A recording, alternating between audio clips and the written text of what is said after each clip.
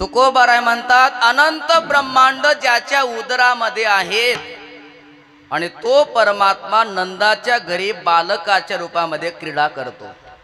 केवढं आश्चर्य हो. अनंत म्हणजे काय?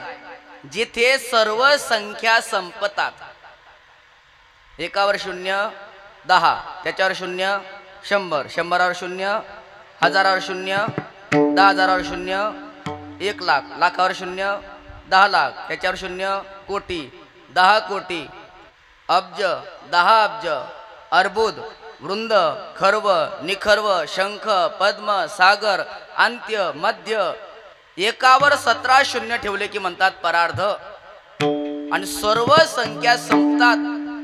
जिथे अंत लागत नाही तेव्हा त्याला अनंतही संज्ञा प्राप्त होते. भगवान परमात्म्याच्या उदरामध्ये अनंत ब्रह्मांड आहेत. एवढा मोठा असणारा भगवान परमात्मा पण नंदाच्या घरी बालक रूपाने क्रीडा करतो. केवढं आश्चर्य. म्हणजे महाराज याला पुरावा काय? तर याला श्रीमद भागवतामध्ये पुरावा प्राप्त झालाय, प्रमाण प्राप्त आहे. भगवान श्रीकृष्ण परमात्म्याने यशोदा मैयाला आपल्या मुखामध्ये ब्रह्मांड दर्शन घडवलं होतं. केव्हा घडवलं होतं?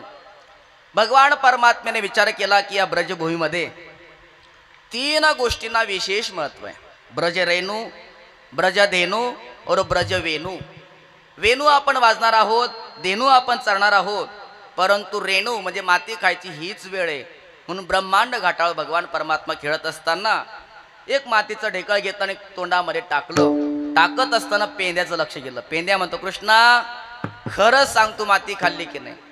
भगवंत म्हटले खोटं बोलतो का? चल मोठ्या दादाकडे. दादा याने माती खाल्ली. का रे कृष्णा तू माती खाल्ली का? खोटं बोलतो माझ्याशी. चल म्हटलं आई जवळ. आता भगवान परमात्म्याला सर्व गोपाळ बलराम दादा आईकडे आणतात आणि मैयाला सांगतात ए मैया तेरे लाला ने ब्रज रज खाई यशोदा सुन माई. लाला ने ब्रज रज खाई यशोदा सुन माई. लाला ने ब्रज रज खाई यशोदा सुन माई. लाला ने ब्रज रज खाई यशोदा सुन माई. अद्भुत खेल सखन संग खेलो नंदन खेलो छोटो सो माटी गोढेलो. छोटो सो माटी गोढेलो. रथ श्याम ने मुख में मेलो. श्याम रे मुख में याने गटक गटक गटकाई यशोदा सुन माई.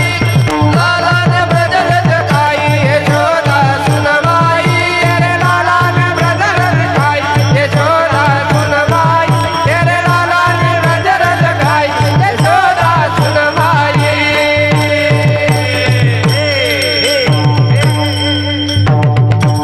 अरे मैया सुनती हो? तेरे लाला ने ब्रज रज खाई यशोदा सुन माई. तुझ्या कन्हैयाने माती खाल्ली.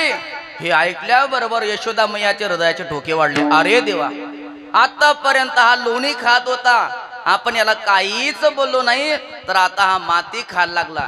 आणि आता जर याला काहीच बोललो नाही, आज माती खातोय, उद्या तंबाखू खाईल, मग गुटखा खाईल, मग विडी पिणार, मग बाटल्या खाली करणार, बिस्तरीच्या नाही.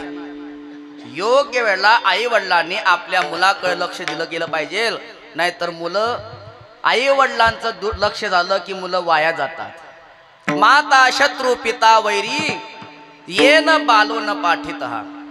मैयाने हातामध्ये काठी घेतली आणि कृष्णाकडे आली. का बरं खोड्या करत होतो? कृष्णा रे काना रे हरी तू खोड्या नको करू माझे बाबा. हरी तू खोड्या नको करू माझे बाबा. हरी तू खोड्या